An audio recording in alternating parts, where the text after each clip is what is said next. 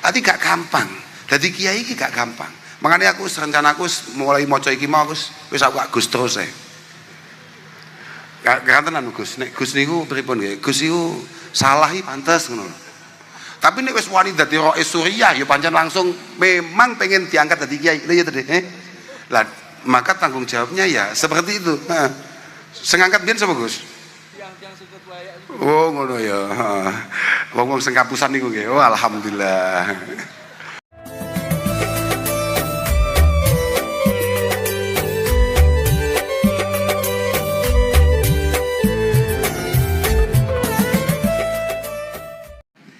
Assalamualaikum warahmatullahi wabarakatuh.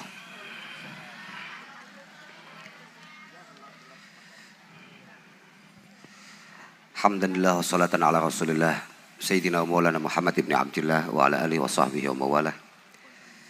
Monggo sareng-sareng kita tabarukan maos taksisan lan taklifan Hadratus Syekh Hasyim Asy'ari. Mugi-mugi kula panjenengan tansah dipun akeni dados santrine para masyayikh wabil khusus sedaya muassis Jamiyah Nahdlatul Ulama.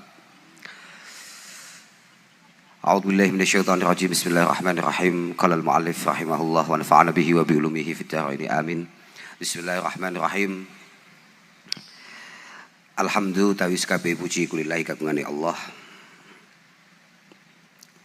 Alladzi nazzala kang nurunake sapa Allah al-Furqana ing Quran. Al-Furqana ing barang kang bedake. Biasane Mbah Yai nek maknane ngoten. Biasane mengacu kepada beberapa tafsir khususnya tafsir Jalalain, yakni al-farqu bainal haqqi wal batil ala abdihi ing atase kawulane Allah liyakuna terapun ana abdi menika nggih muhtamil abdi muhtamil teng al-Furqan lil alamina kedue wong alam kabeh ana iku naziran kang meten-meteni. Iku naziran kang meten-meteni.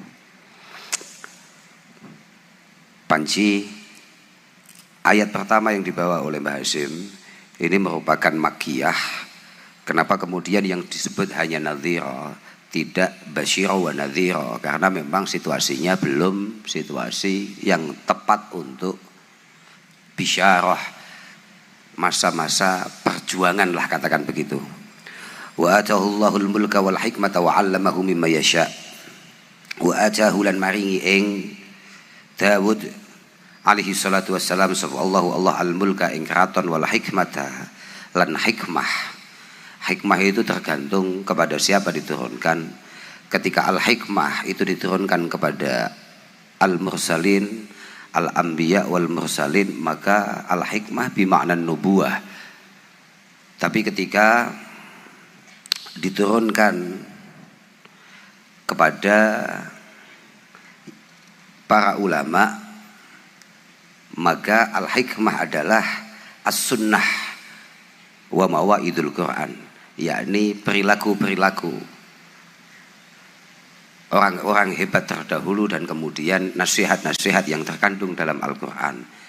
Cara bapak kula hikmah niku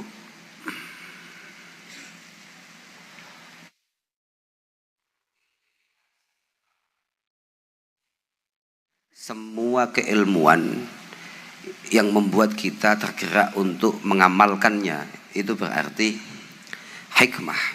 Wa 'allamahu lan mulang sapa Allah ing Daud mimma ing setengah barang ya sya'u kang ngersakake sapa Allah ing emah. Wa man utawi sapa wong iku yuk tadi paringi man al hikmata ing hikmah faqad utiya mongko teman-teman den paringi sapa man khairan ing kebagusan kasiran kang akeh. Dadi nek hikmah iku diparingno nang para ulama dadine al-ulum an-nafi'ah allati tuqarribuna ilallah subhanahu wa ta'ala zulfa. Tapi nek dikekno nang dukun iku ya enek. Kan ono iku hikmah tapi dukun. Ha iku dadine hitung-hitungan. Tapi iku ya penting utamane kanggo ngatasi udan model ngene iki. Ketoke wali kotamu iku gak patek duwe dukun. Walhasil ini penting. Pembukaan ayat-ayat yang ditampilkan oleh Mbah Hasyim ini penting untuk kemudian menjadi atibar bagi kita semua, bahwa sebagaimana para masyayikh kita mengatakan, Mbah Hasyim menjelaskan pertama atau memuji Allah Subhanahu wa taala diawali dengan karena kita semua diberi satu amanah luar biasa berupa Al-Qur'an. Kata Simbah Kiai Maimun Allah yarham, santri ini sekian banyak ini, walaupun setiap tahun akan dirayakan hari santri ini, lambat laun pasti akan hilang, pasti akan menurun kalau kemudian tidak sadar bahwa sumber keilmuan sejati itu adalah Al-Quran.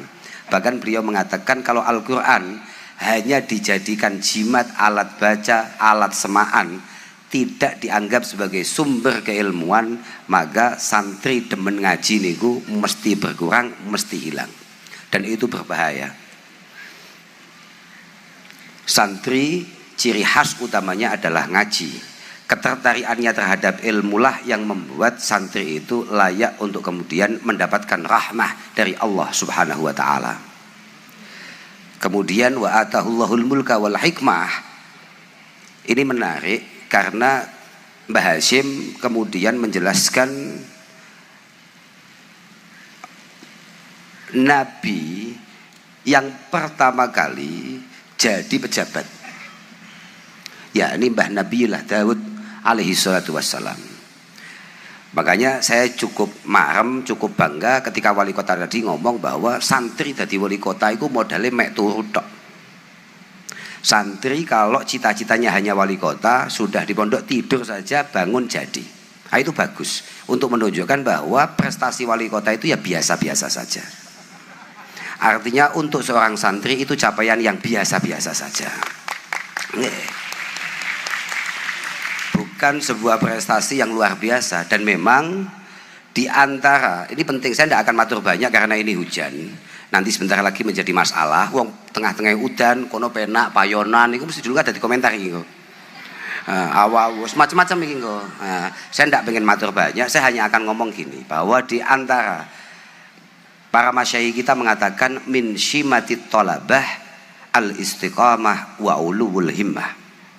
Di antara tanda kesantrian itu adalah konsisten akan niatan baik dan kemudian memiliki satu cita-cita, satu harapan yang luar biasa. Makanya moga-moga konco-konco santri tadi misalnya kayak dari Bustanul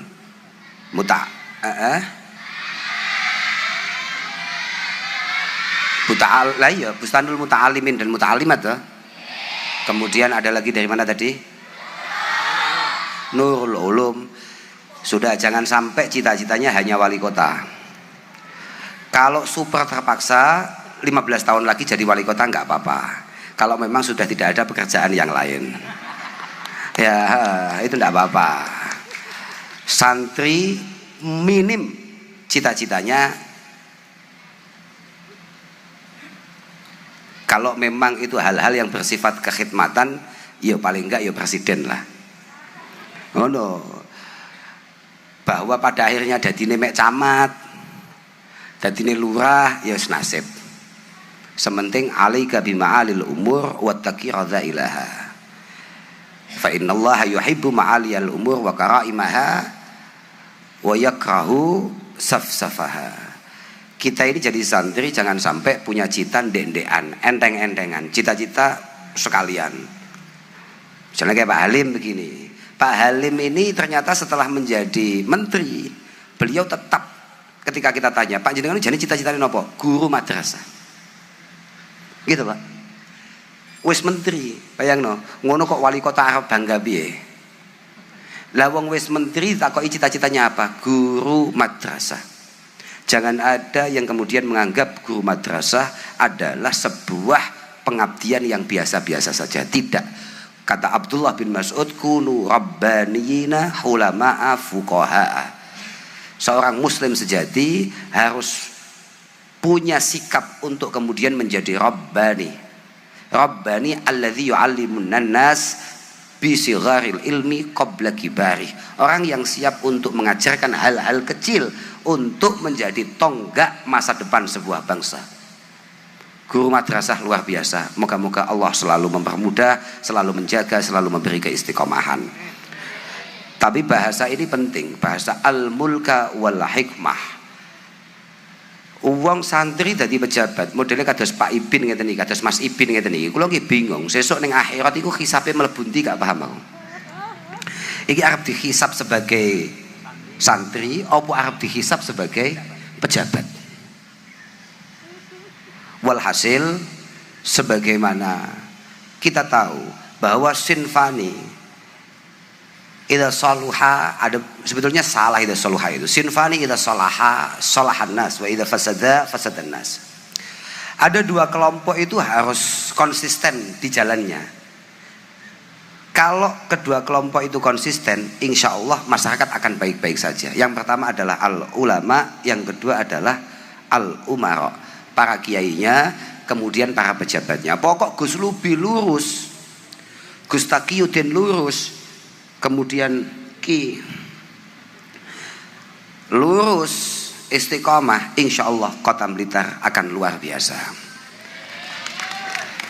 Tapi kok Gus Lubi ruwet, kiamat. Maka kita doakan moga-moga kiai-kiai ini moga-moga lurus. Mergo kiai nek jek enom medeni. Ngeten iki. Lah kiai ini masya Allah. Apa Pak? Inna syababa wal faragha wal jiddah mafsadatun lil mar'i ayya mafsadah. Sampeyan tau ngaji Jauhar Maknun ora? Dereng. Wo ya 7 tahun kas boyongmu. Ya suwi berarti dadi wali kota selama tahun kas. Bahwa masa muda kayak sampean ini. Masa muda kemudian longgar artinya punya kesempatan, ada waktu maksudnya, terus kemudian kebetulan agak punya uang, itu potensi menjadi masalah. J6 ora patek duwe penggawean tapi nyekel duit. Nom gak patek repot tapi nyekel duit, sumber masalah. Nah, oke ya, masih muda sudah pegang uang dan jarang disibukkan dengan kegiatan-kegiatan yang positif, potensinya masalah. Jadi al-mulka wal hikmah ini menunjukkan bahwa pembenaran apa yang disampaikan oleh Imamuna Al-Ghazali bahwa apa kayak al-mulku was sultan tau aman.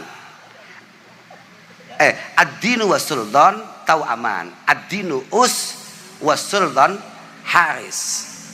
Wa mala dina famahjum wa mala harisa fadha'i. Itu bahwa kerjasama antara Cak Ibin sama Gus Lubi ini menjadi penting. Artinya antara pejabat dengan para kiai, sinergitasnya itu sangat penting untuk kemudian membuat sebuah daerah, wilayah, bahkan bangsa menjadi bangsa yang baldatun thayyibatun wa rabbun ghafur, sebuah negara yang benar-benar mendapatkan ridho dan pertolongan Allah Subhanahu wa taala. Terakhir itu bagus, wa may yu'tal hikmah faqad utiya khairan katsira. Sampeyan kabeh dadi santri, kenapa tidak boleh kecil hati? Apapun yang diomongkan orang di luar sana itu menjadi tidak penting. Pada akhirnya kalau sampeyan pancen berkualitas, sampeyan bisa menjadi apa saja. Wa may yu'tal hikmah faqad utiya khairan katsira. Ingat-ingat ini, semua kata khair yang maknanya biasanya oleh kiai-kiai dimaknani kebagusan, itu dalam Al-Qur'an semuanya urusan uang. Jadi jangan sampai kemudian sampean kaget kalau para masyayikh, para kiai kemudian mendapatkan kemudahan-kemudahan oleh Allah Subhanahu wa taala. Karena perjuangan dan ketulusan khidmahnya lah yang membuat beliau-beliau pada akhirnya dimudahkan secara luar biasa oleh Allah Subhanahu wa taala. Pokok angger awakmu ikhlas anggenmu ngaji, kamu punya niatan yang luar biasa untuk ngaji, insya Allah semua hal akan dibuat mudah oleh Allah Subhanahu wa taala. Lah, kemudahan-kemudahan inilah yang kadang-kadang akhirnya disalahfahami oleh beberapa orang yang kebetulan ora patek ngaji. Nyawang Gus Salam gak patek nyambut gawe tapi kok penak uripe, misalnya ngono.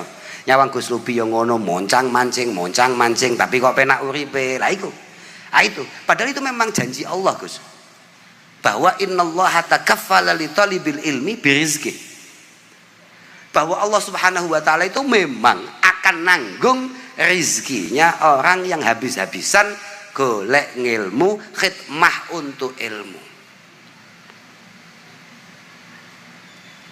Ilmu itu ya bisa apa saja. Ilmu itu bisa apa saja, apalagi kayak hari ini. Maka saya baru tadi sore apa tadi siang saya lihat uploadannya Gus Muhaimin yang kebetulan malam hari ini karena ada udzur beliau nggak bisa hadir. Gus Muhaimin itu mengatakan bahwa santri sekarang harus multi. Santri sekarang tidak hanya ngaji kitab kuning tapi juga ngaji kitab putih. Jangan disalahpahami, kitab putih adalah kitab fotokopinan kayak semua cekel ngono kuwi ora.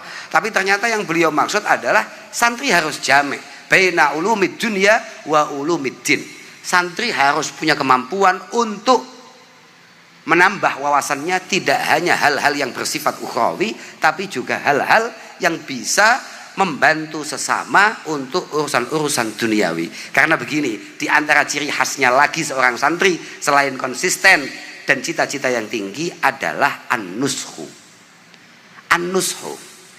Nushu itu apa? Nushu itu adalah peduli dan peka. Peduli dan peka. Semua pasti pernah dengar bahwa alal agil ayyakuna basiran bi zamani mukbilan ala sya'ni. Orang cerdas, orang pinter itu harus tahu apa yang harus. Gampangnya gini loh, singkatnya begini, santri cerdas itu kudu peka zaman. Wes loh, singkatnya begitu. Santri cerdas itu harus peka zaman. Santri tidak boleh hanya melulu utek-utek bab toharoh misalnya. Tidak, maksudnya Gus Muhaimin kira-kira ngono. Tapi bagaimana selain kita ini toharoh zahiriyah, toharoh kolbiyah, tapi bagaimana kita ini bisa mendapatkan satu keuntungan yang bersifat duniawiyah dengan cara yang benar dan baik. Mungkin kira-kira gambarannya seperti itu. Walhasil muga-muga Allah tansah paring taufik kagem sampeyan kabeh para santri, muga-muga sampeyan kabeh bakal entuk ilmu sing manfaat, ilmu sing barokah. Tapi memang dari awal santri itu agak beda. Begini ya, saya tadi malam itu ketemu Mas Sabrang. Sampeyan kenal Mas Sabrang apa tidak? Pernah dengar enggak? Pernah ya dengar? Mas Sabrang itu putranya Cak Nun, putranya Mbah MH Ainun Najib. Kemudian setelah acara saya itu ditanya, sakjane kapan wong iku mulai pantas diceluk kiai? Pertanyaan itu, wong iku kapan punya kelayaan untuk dianggap kiai di tengah-tengah masyarakat? Ada nggak standarnya? Oh ada. Ada. Kata Sayyidina Ali, kiai itu adalah alimun rabbani. Siapa alimun rabbani? Kalau kata kalau kata Imam Nawawi, karena kita itu mengenal Imam Nawawi, mengenal Syekh Nawawi. Kalau Syekh Nawawi itu maksudnya adalah kakeknya Kiai Ma'ruf Amin Al-Bantani. Nah, ini Imam Nawawi. Kalau kata Imam Nawawi, alimun rabbani itu adalah muta'allimun, alimun, kemudian amilun, mu'allimun. Disebut kiai, artinya pantas tenan disebut kiai. Kapan Gus Lubi tidak lagi Gus tapi sudah kiai? Itu ketika bisa kita track kapan beliau nyantri, muta'alim. Kemudian sudah mendapatkan syahadah dari gurunya menjadi orang alim. Dan dipastikan dia mengamalkan apa yang ia tahu. Yang terakhir dia mau nge-share, mau berbagi akan apa yang ia tahu. Kemauan untuk berbagi itu penting. Saya akhirnya tadi saya catat bahwa jadi kiai, makanya Gus Lubin kan Gus Lubin itu pimpinan NU yang paling ujung di Kota Blitar. Apa jenenge? Surya. Kiainya kiai sak Kota Blitar lah gampangane ngono ya. Jadi kiai itu gak gampang. Jadi kiai itu punya satu tanggung jawab yang luar biasa. Termasuk yang saya temukan adalah al ulama manutun bihim ta'limu tullabil ilmi. Bahwa tergantung kiai-kiai lah nasib para santri. Fayambahi alihim ayyura'u huquqahum fit ta'allumi wa ta'lim wa nakli amanatil ilmi ilaihim. Jenengan jangan hanya enak wonge, dadi aku lek contoh penak. Jenengan jangan hanya menikmati ketokohan jenengan sebagai kiai tanpa mati-matian memperjuangkan nasib adik-adik santri ini di masa-masa yang akan datang. Jenengan harus memastikan bahwa proses belajarnya itu tercukupi dengan baik dan memastikan bahwa tongkat estafet yang hari ini jenengan pegang itu tersampaikan kepada adik-adik ini semua. Arti gak gampang. Jadi kiai iki gak gampang. Makanya aku rencana aku mulai maca iki mau wis aku Gus terus ae.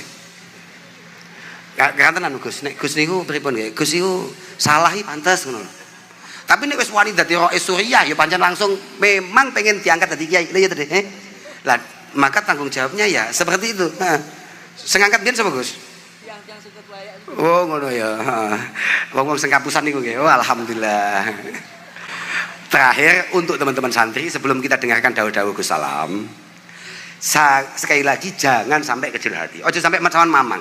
Apalagi kalau di sini mungkin ada wali-wali santri. Ket biyen niku lek sing jenenge santri dari dulu memang selalu diremehkan di awal. Orang ketika dengar sampean akan mondok, banyak hal yang akan ditanyakan. Sampean besok mau jadi apa? Sampean bagaimana nasibnya ketika di pondok? Sampean ngene, sampean ngene, sampean ngene. Kok sampean pulang selamat dan berhasil, sukses? Orang ganti lagi ngomong, ngingu tuyul iki mesti. Paham? Loh, artinya orang menjadi kemudian terkejut dengan apa yang selama ini dia yakini. Dia yakin bahwa santri ini tidak punya masa depan. Tapi ketika Allah Subhanahu wa taala mengangkat derajatnya melebihi orang yang meragukan di awal, maka kemudian yang ada adalah ketidaknyamanan. Dari ketidaknyamanan inilah, maka kalau kata syair, kama anna aina sukhti tubdil masawiyah. Sulitnya orang lain untuk kemudian melihat sisi positif dari santri-santri yang awalnya modelnya tidak jelas kayak ini. Santri di mana-mana, casingnya di awal zaman nyantri, yo melas ngeten iki. Titik-titik kudanan. Kabeh mikir aku kan duwe salin, malah kudanan. Jane panitiane piye apa ora kuat, wali kotane nyewa terop. Lah ngono mulai mikir ngono-ngono kuwi, paham, Pak? Lah iya. Sayyidina Ali karamallahu wajhah itu dari dulu sudah mengatakan kunu finnas kanahlah fit tayr. Sering saya ngomong itu. Kamu semua ini sebagai orang beriman, sebagai santri, sudahlah, anggap saja kamu ini adalah tawon-tawon di antara burung-burung yang ada. Tawon itu kan cilik dibanding manuk liyane. Fa innahu laisa minat tayr illa wa huwa yad'ifuha. Artinya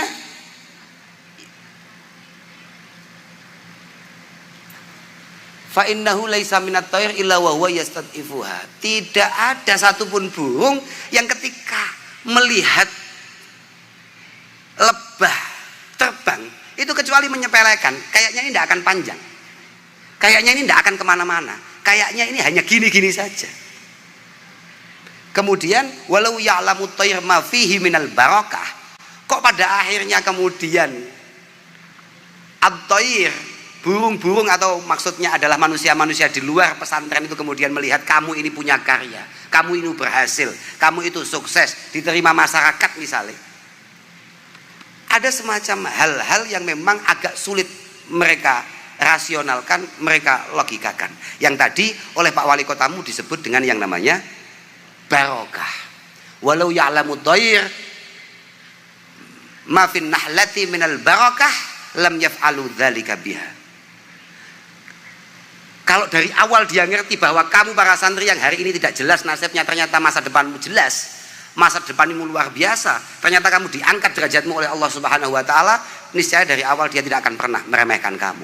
Walhasil beliau kemudian menyimpulkan, sudahlah, yang paling penting sekarang kamu semua harus belajar bergaul, bersosial dengan siapapun, tapi tolong warna kesantrianmu, warna keislamanmu jangan sampai tereduksi, jangan sampai kemudian mundur. Fa innalil mar'i maktasab wa huwa yaumal qiyamati ma'aman hab.